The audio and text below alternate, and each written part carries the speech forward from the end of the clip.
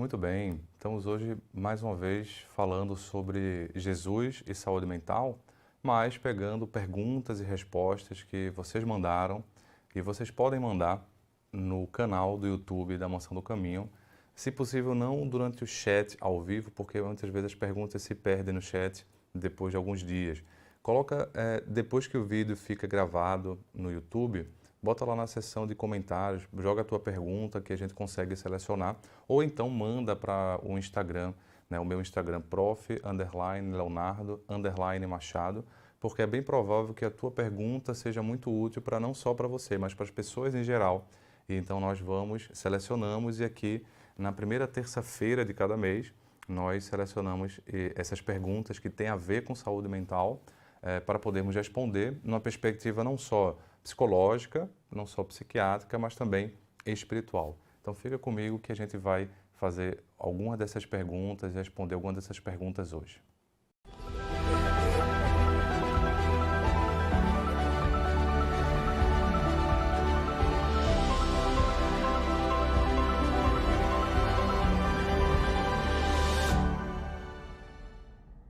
Eu gostaria de começar com uma questão muito bem colocada.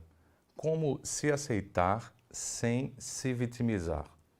De fato, no primeiro momento, não era para ter nenhuma ligação.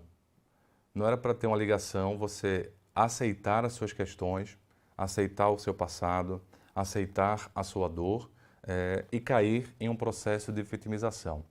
Mas quem fez a pergunta deve ter observado muito bem que tem acontecido de as pessoas pegarem conhecimento psicológico para poder justificar todas as suas questões e justificar não no sentido de entender para alguma modificação, justificar não no sentido de entender para uma mudança de postura mental, não. Justificar no sentido de manter as posturas.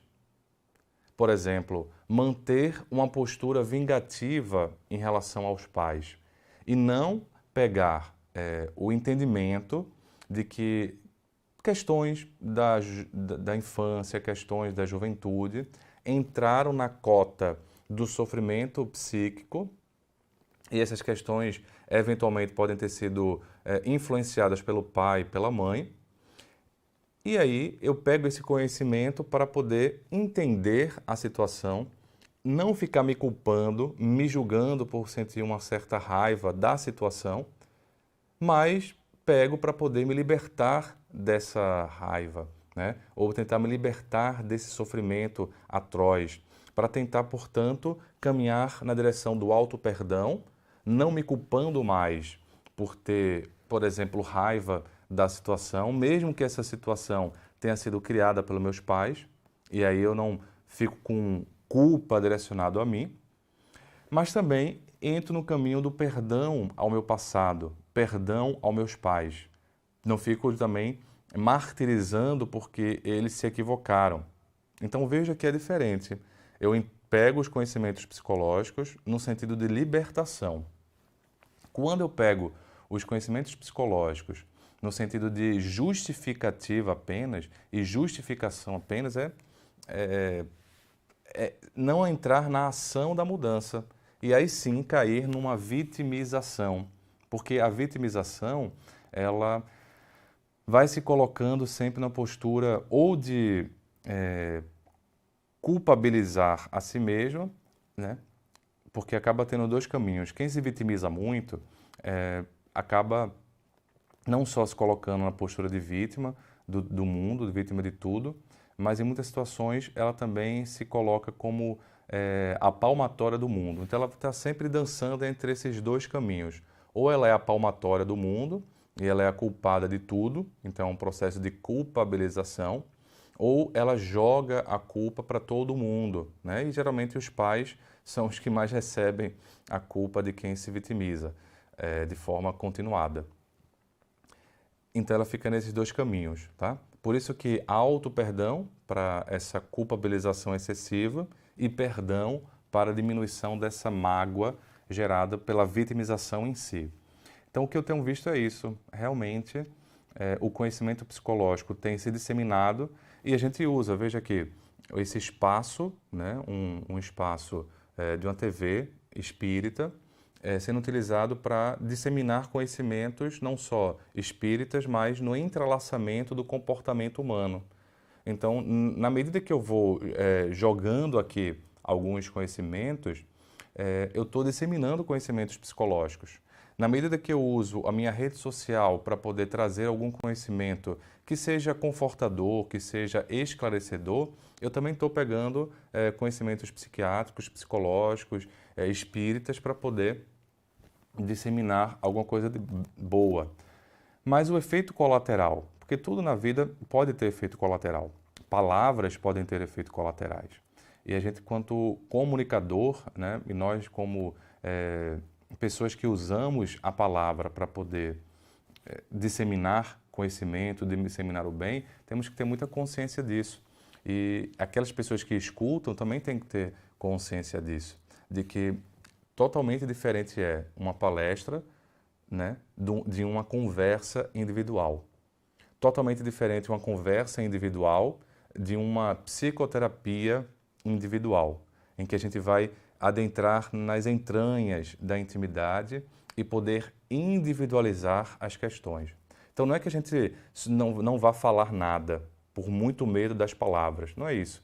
É só ter a certa consciência e eu que estou escutando também ter a consciência, a maturidade de que aquele exemplo, aquela palavra não serve para generalizar todas as situações. E muito menos para, digamos assim, deixar, né, excluir uma ajuda profissional específica. Então, o que eu tenho percebido é que as pessoas, sei lá, seguem fulano de tal, que usa o Instagram dele para poder trazer conhecimentos psiquiátricos ou psicológicos. E aí elas já acham que estão, digamos assim, PhD, né, em alguma coisa da psicologia, né, PhD em alguma coisa da psicoterapia. Mas até podem ser pessoas PhDs. Porque o que vai diferenciar no conhecimento psicológico não é o quanto de conhecimento eu tenho, mas o quanto de conhecimento eu consegui fazer para transformar a minha existência. É por isso que profissionais da psicologia que vão atender outros, profissionais da psiquiatria que vão fazer psicoterapias em outros, eles precisam também passar por um processo de psicoterapia pessoal, uma análise pessoal, uma escuta pessoal, que não é só uma autoanálise. Precisa passar por um outro colega, conversar, né, em psicoterapia ou em análise junguiana ou em análise freudiana, qualquer que seja a abordagem, para que ele possa também adentrar nas profundidades do seu ser, para que esse conhecimento que ele tem acesso enquanto profissional na universidade, agora nos livros, não seja um conhecimento só para justificativa, né? Só para justificar tudo e não fazer uma mudança, porque isso pode ser mais adoecedor do que libertador. Vitimização é um processo que é necessário, faz parte da nossa existência. A gente também precisa entender que às vezes nós somos vítimas mesmo para podermos procurar ajuda, sabe? Faz parte, é um processo de defesa natural. O problema é o excesso. O excesso de vitimização, né, faz com que a gente nunca cresça emocionalmente, faz com que a gente nunca cresça do ponto de vista espiritual também. A gente fica estagnado, porque a vitimização traz uma estagnação. Então, de forma muito bem colocada essa questão, né? Como é que a gente pode se aceitar sem se vitimizar? Quando a gente tem humildade de pegar os conhecimentos que adquirimos nas redes sociais ou nas universidades, se você é profissional, não para justificar e ficar estagnado na raiva, mas pegar o conhecimento para poder entender a dor, sem aumentar a dor através da culpa, e procurar ajuda, procurar uma ajuda profissional, sair da autossuficiência Porque se a vitimização traz uma estagnação na infância, uma das características da infância é uma autossuficiência. A criança é egocentrada, né?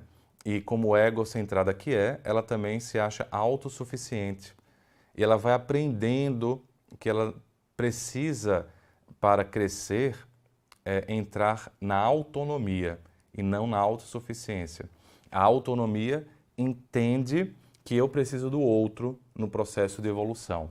Eu não dependo do outro no sentido de ficar parado, mas eu preciso do outro para acelerar o processo do estágio evolutivo. Essa é a lei de convivência, essa é a lei de sociedade, inclusive segundo a doutrina espírita.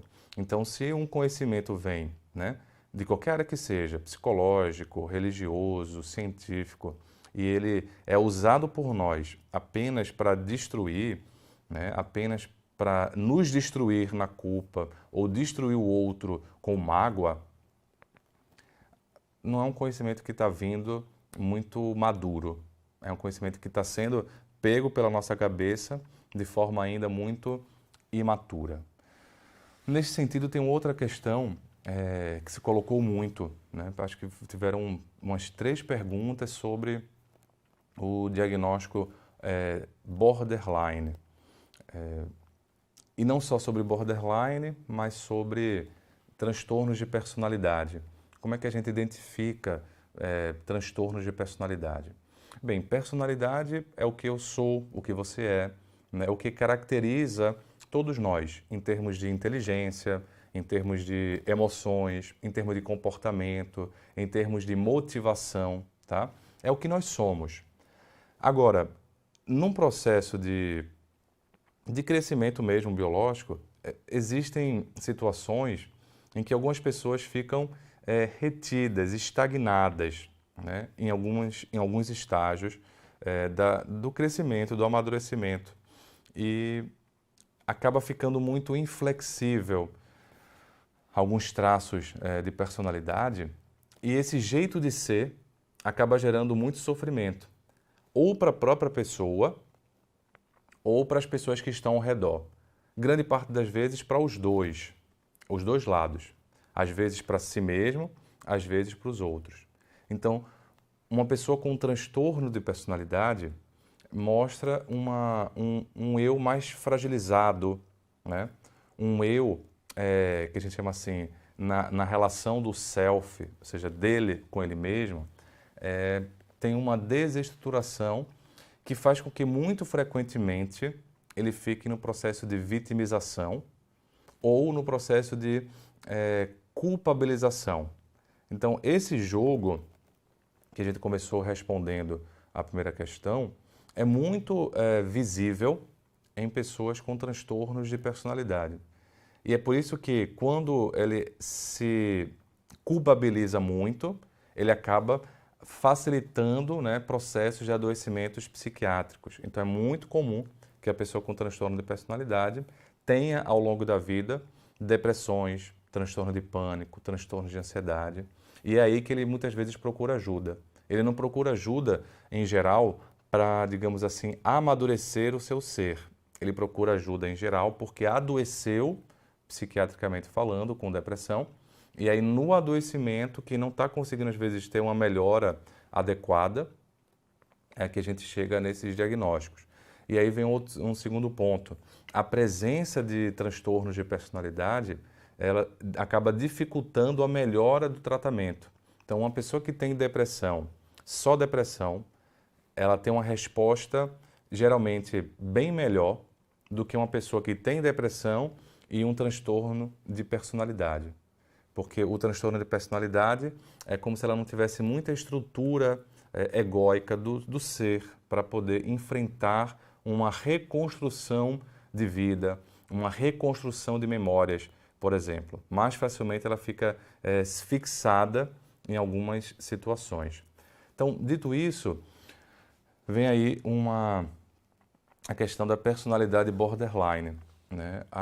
Realmente um dos mais comuns na atualidade, um dos mais estudados também pela ciência e um dos mais divulgados também nas redes sociais é o transtorno de personalidade borderline, ou emocionalmente instável, porque uma das grandes características da pessoa que tem esse diagnóstico é uma instabilidade emocional. E essa instabilidade emocional, ela acontece, em geral, como uma reação aos estresses ambientais.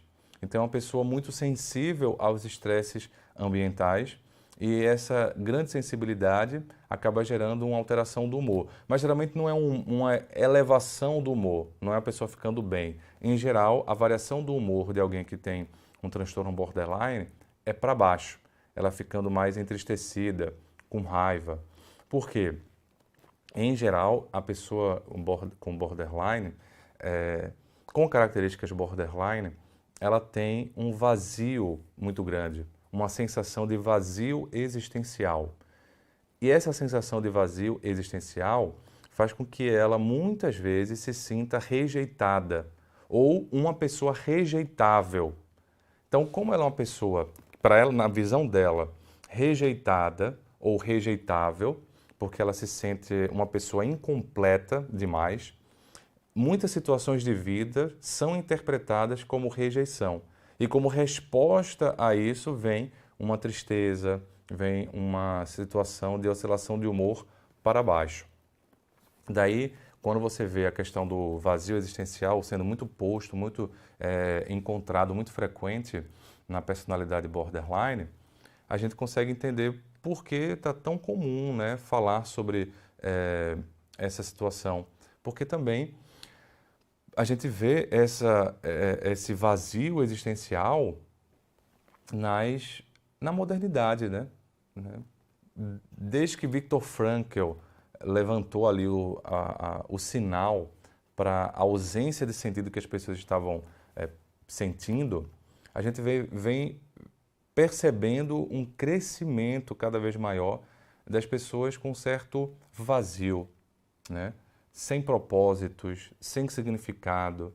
E isso acaba gerando mesmo que não seja borderline, é como se a gente tivesse assim, o dilema borderline da modernidade, entende? Ou seja, o dilema do vazio existencial, o dilema da sensação de inferioridade, o dilema da sensação de não pertencimento, o dilema das desconexões mais maduras.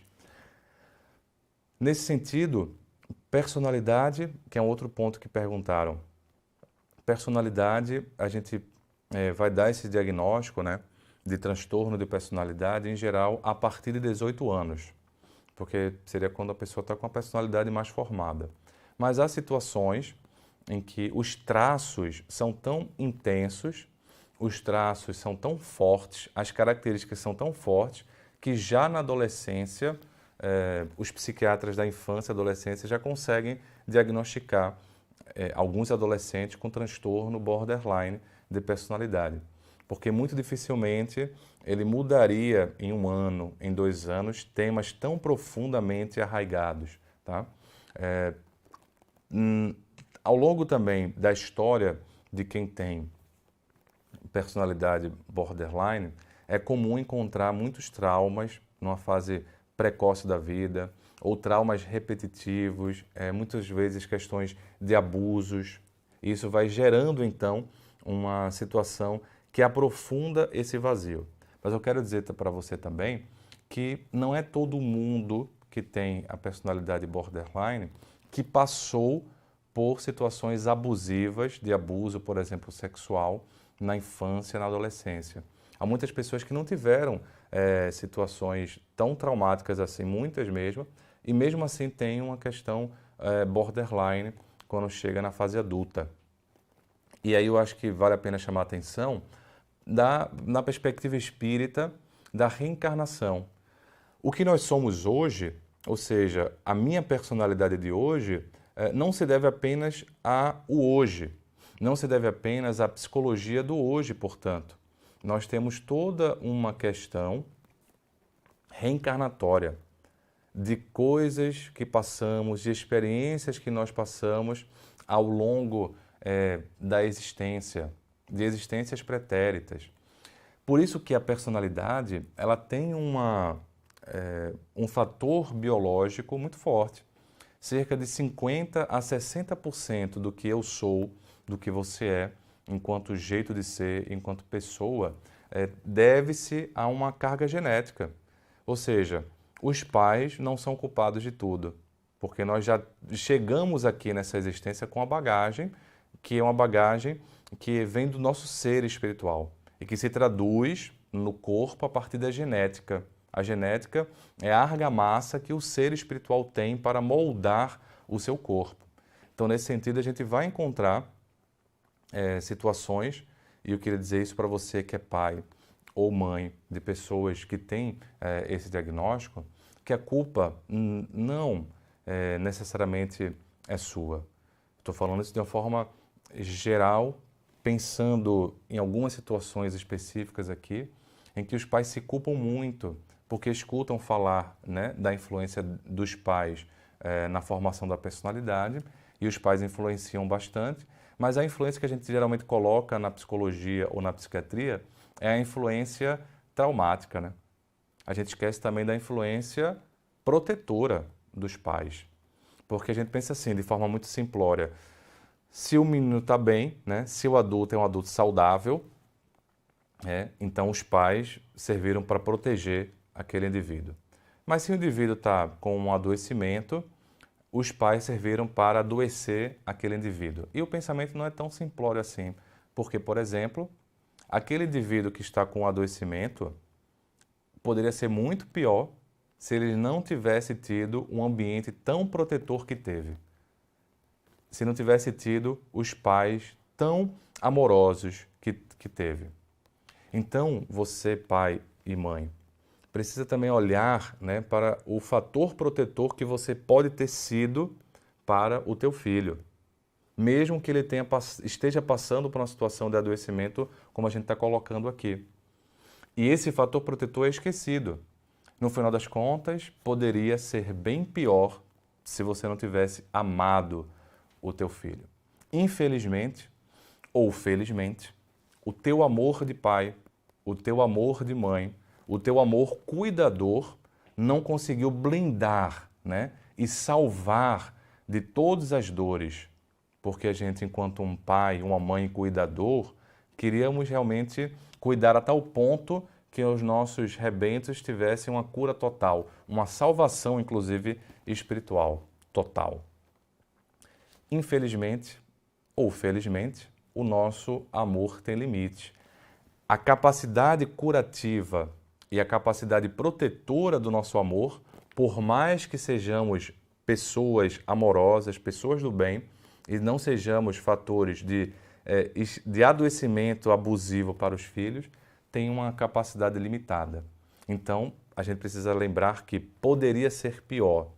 Se é doloroso como está hoje, se você não tivesse amado, feito o que você fez, poderia ter sido muito pior. E é importante você lembrar disso, para poder ter energia amorosa para continuar a jornada e não dissipar essa energia se culpabilizando. Uma pessoa, de forma muito corajosa e espontânea, coloca a situação dela de ter tido vários cânceres de pele ao longo de 4 décadas e já está numa idade mais avançada e falando assim, poxa, por que eu vou ter que desencarnar, né, com tantos cânceres? É expiação? É prova? Por que aconteceu isso comigo? Mas eu percebi que é uma pessoa que está frequentemente aqui conosco no Jesus Saúde Mental, escutando, porque eu vi essa pergunta, né, ela expondo a situação dela e colocando a pergunta em mais de uma vez, e percebi que ela mantém, né, assistindo.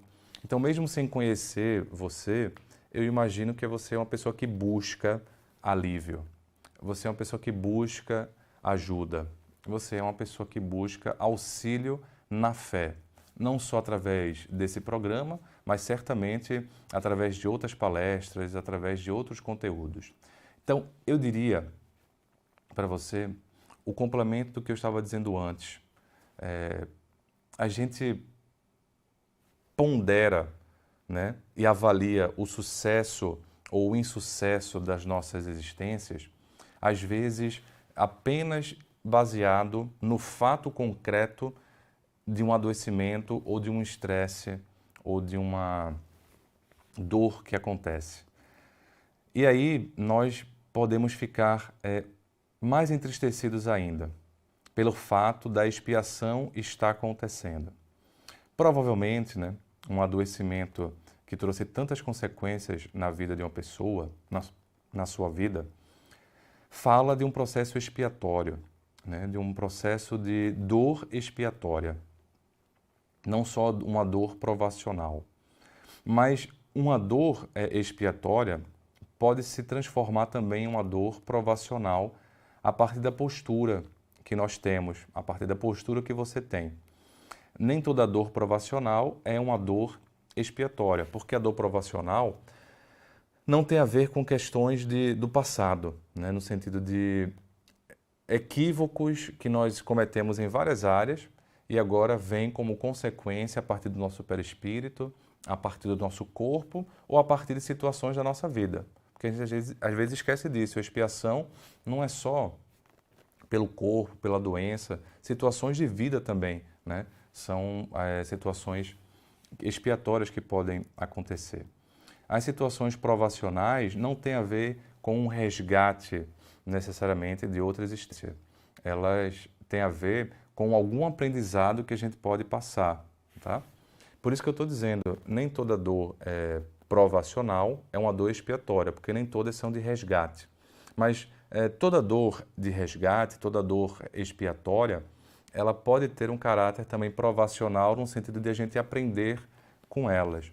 Nesse sentido, a expiação da nossa existência, mesmo sendo uma expiação de 40 anos, ou sendo uma expiação de uma vida inteira, porque muitos diagnósticos da psiquiatria também são de uma vida inteira. Eu estava falando do borderline, por exemplo, do início na adolescência, no início da vida, 15 anos, 16 anos, e aquilo ficando ao longo da existência e sendo um processo provavelmente expiatório para a família como um todo, em grande parte das vezes. Mas isso não significa uma punição. Expiação não é punição. Expiação é oportunidade.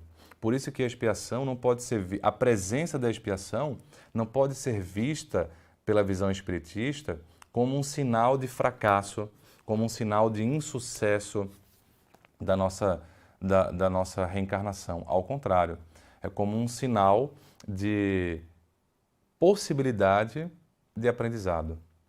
Se a gente está expiando, é porque nós estamos conseguindo passar por aquela dor. Nós já temos condições de passar por aquela dor. E se a gente mantém a postura de fé, né, que você nos mostra aí ter, né, me parece ter, essa já é uma postura diferente, provavelmente, de uma postura que eu, você e tantos outros teríamos em outras existências. Então, se nós já estamos com uma postura de buscar a fé como alternativa para lidar com as nossas expiações, para poder não cair na revolta, já é uma postura diferente. Provavelmente bem diferente da postura que tínhamos em outras existências. Então, se já temos essa postura, a gente começa a perceber que estamos aprendendo. E a expiação não é mais uma punição na nossa vida, na nossa cabeça. A expiação se transforma em uma oportunidade. Então, a expiação não é mais... A presença da expiação não é mais um insucesso, mas o início do sucesso. Não é mais um símbolo de, digamos assim, adoecimento atroz, mas o início de uma saúde que vai vindo devagar a partir também do adoecimento. Então, essa é uma mudança de postura muito grande que a doutrina espírita consegue nos dar. E, sinceramente, né, eu não gosto muito assim de ficar enaltecendo uma visão em detrimento de outra, tá? Mas enaltecendo aqui a visão espírita, eu particularmente não consigo entender a minha vida sem entender também a doutrina espírita. E queria compartilhar com você essa certeza. E às vezes essa certeza, ela só é acionada diante das dores. Às vezes a certeza na fé, essa certeza na vida maior, né? Essa certeza que salva o nosso ser, ela só consegue ser encontrada na presença de dores e às vezes dores expiatórias. E o fato de estarmos passando por essas dores expiatórias nos sinaliza um caminho. Então, que nós possamos pensar, né, a doutrina espírita e todo esse arsenal de conhecimentos não como uma imunidade para não passarmos pelo sofrimento, uma garantia de que a gente vai fazer tudo certinho nessa existência e vai ficar imune às dificuldades. Não, não. Porque mesmo que a gente conseguisse diminuir, atenuar, né, por méritos, a dor ainda aparece, a expiação ainda aparece. O que a gente consegue é diminuir as sequelas, diminuir o impacto, tá? Mas a postura que a gente tem de tentar no caminho, entre aspas, certinho da vida, nos ajuda a não cairmos na revolta diante dessas situações tão extremas. E não cair na revolta já é um processo evolutivo muito bom. Para nossos espíritos, para o nosso ser, que não está acostumado à resignação, né? À obediência madura, à aceitação madura, não cair na revolta já é uma grande evolução que nós podemos fazer nesta existência. Aprendendo isso, a gente vai dando espaço para outros passos em outras reencarnações, em outros momentos futuros. Mas o primeiro passo, eu percebo, sem sombra de dúvida, que faz uma mudança qualitativa na nossa perspectiva mental, é a gente não se revoltar. E a fé ajuda muito nesse processo de resignação. Que você e todos nós possamos ficar em paz hoje e sempre.